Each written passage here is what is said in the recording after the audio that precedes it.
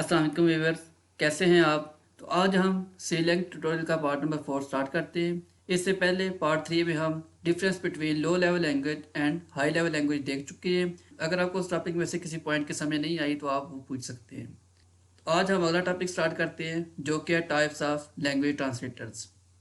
Types of language translator को discuss करने से पहले हम कुछ बेसिक डेफिनेशन देख लेते हैं, जिसमें सबसे पहले हमारे पास सोर्स कोड। सोर्स कोड अगर हम देखें तो source code a program written in a high level language is called source code.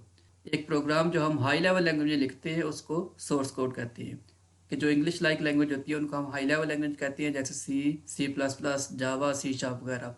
तो ऐसा कोई भी कोड जो हम हाई लेवल लैंग्वेज में लिखते हैं उनको हम सोर्स कोड कहते हैं। सोर्स कोड एक ऐसा कोड होता है जिसको कंप्यूटर डायरेक्टली अंडरस्टैंड नहीं कर सकता। तो इसके लिए हमें एक ट्रांसलेटर की ज़रूरत होती है जो कि सोर्स कोड को मशीन कोड में या ऑब्जेक्ट कोड में कन्वर्ट करता है। तो इसके बाद हम ऑब्जेक्ट कोड की डेफिनेशन देखते हैं। Object code a program in machine language is called object code. एक ऐसा प्रोग्राम जो कि मशीन लैंग्वेज में होगा उसको हम ऑब्जेक्ट कोड कहते हैं। और मशीन लैंग्वेज हम जानते हैं कि कंप्यूटर की नेटिव लैंग्वेज होती है, मादरी ज़बान होती है, इसलिए कंप्यूटर डायरेक्टली इस कोड को अंडरस्टैंड कर सकता है। इसके लिए किसी ट्रांसलेटर की ज़रूरत नहीं होती। सोर्स कोड और ऑब्जेक्ट कोड की डेफिनेशन को देखने के बाद हम लैंग्वेज ट्रांसलेटर की तरफ आते हैं। What is language translator? A language translator or language processor is a type of system software that converts source code into object code. तो लैंग्वेज ट्रांसलेटर हमारे पास एक सिस्टम सॉफ्टवेयर है जिसकी वजह से हम सोर्स कोड को ऑब्जेक्ट कोड में कन्वर्ट कर सकते हैं। लैंग्वेज ट्रांसलेटर सोर्स कोड को एज इनपुट लेता है और उसको मशीन कोड में कन्वर्ट करता है। उसकी आउटपुट जो होती है वो एक ऑब्जेक्ट कोड होता है जिसको कंप्यूटर डायरेक्टली अंडरस्टैंड कर सकता है। तो ये लैंग्वेज ट्रांसलेटर की डेफिनेशन है। इसके बाद टाइप्स ऑफ लैंग्वेज ट्रांसलेटर देखते हैं। टाइप्स ऑफ लैंग्वेज ट्रांसलेटर में सबसे पहले हमारे पास कंपाइलर है, उसके बाद इंटरप्रेटर और तीसरा हमारे पास असेंबलर है। सबसे पहले हम कंपाइलर को देखते हैं। कंपाइलर क्या चीज़ है? A compiler is a program that converts a source code into object code as a whole. कि कंपाइलर एक ऐसा प्रोग्राम है जो कि सोर्स कोड को ऑब्जेक्ट कोड में कन्वर्ट करता है। और आगे मेंशन किया गया कि एज अ होल, क्या मतलब पूरे के पूरे प्रोग्राम को। कंपाइलर एक ऐसा प्रोग्राम है जो कि पूरे के पूरे सोर्स कोड को ऑब्जेक्ट कोड में कन्वर्ट करता है। और दूसरा पॉइंट अगर हम देखें, the compiler checks each statement in the source code and generate machine instructions. कि कंपाइलर हर एक स्टेटमेंट को चेक करता है, चेक करने के बाद सोर्स कोड को मशीन कोड में कन्वर्ट करता है। क्या चीज़ चेक करता है जी? तीसरे पॉइंट में बयान किया गया है, a source program containing an error can not be compiled. जो कंपाइलर होता है वो चेक करता है कि प्रोग्राम में कोई एरर तो मौजूद नहीं है। कंपाइलर प्रोग्राम में मौजूद हर स्टेटमेंट को चेक करता है कि कहीं पे कोई एरर तो मौजूद नहीं है। अगर एरर मौजूद होगा तो उसको शो करा देगा कि फ़लाँ लाइन पे ये एरर आ रहा है, आप इसको रिमूव करें। जब आप उसको रिमूव करेंगे तो कंपाइलर फिर क्या करेगा, सोर्स प्रोग्राम को ऑब्जेक्ट कोड में कन्वर्ट कर देगा। तो ये कंपाइलर की डेफिनेशन थी। इसके बाद हम इंटरप्रेटर को देखते हैं। An interpreter is a program that converts one statement of a program into machine code at a time.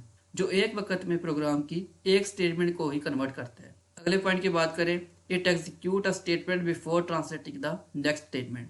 कि ये इंटरप्रेटर जो सॉफ्टवेयर है या लैंग्वेज ट्रांसलेटर है, ये एक वक्त में प्रोग्राम की एक स्टेटमेंट को कन्वर्ट करता है और साथ ही उसको एग्जीक्यूट कर देता है।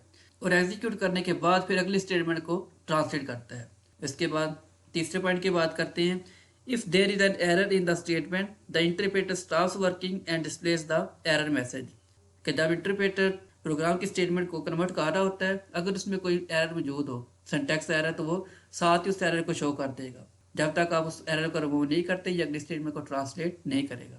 जबकि जो कंपाइलर होता है वो ओवरऑल पूरे प्रोग्राम को कन्वर्ट करता है और पूरे प्रोग्राम में से जहाँ जहाँ पे कोई एरर आ रहा होता है वो उसको शो कर देता है।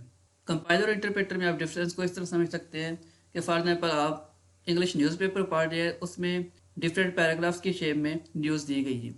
तो आपके पास दो ऑप्शन होते हैं कि या तो आप पूरे के पूरे पैराग्राफ को रीड करें और उसके बाद उसको ट्रांसलेट कर दें, या फिर आपके पास दूसरा ऑप्शन ये होता है कि आप पैराग्राफ के एक सेंटेंस को रीड करें और उसको ट्रांसलेट कर दें। सेम वैसे ही हमारे पास यहाँ पे भी दो ट्रांसलेटर हैं कि एक पूरे के पूरे प्रोग्राम को कन्वर्ट कर देता है और दूसरा हमारे पास इंटरप्रेटर है जो कि लाइन बाय लाइन कन्वर्ट करता है।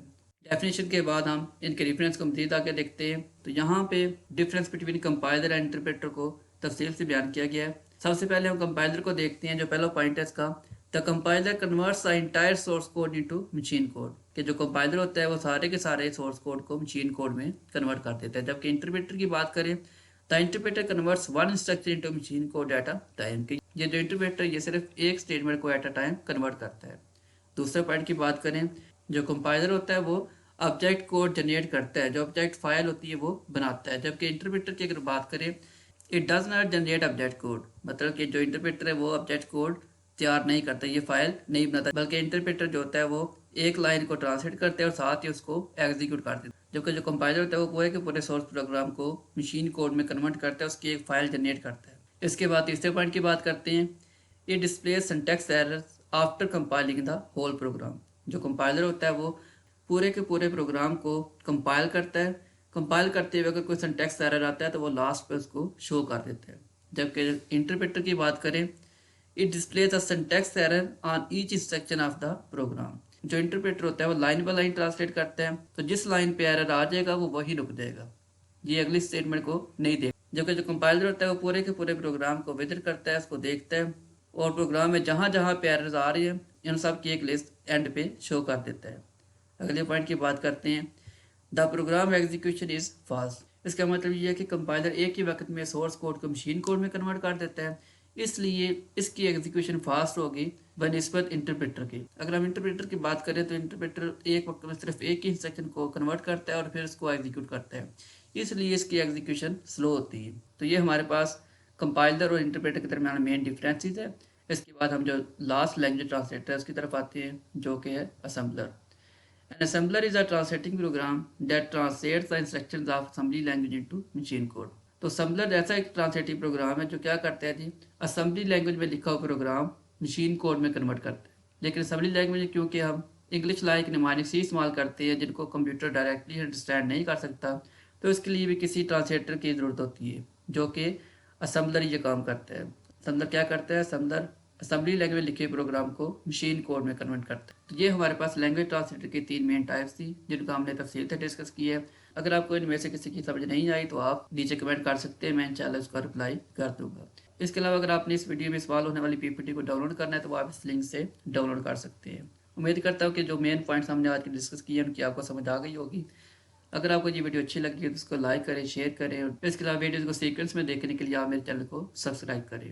तो व्यूअर्स आज के लिए बस इतना ही, मिलते हैं अगली वीडियो में, तब तक के लिए अल्लाह हाफिज़।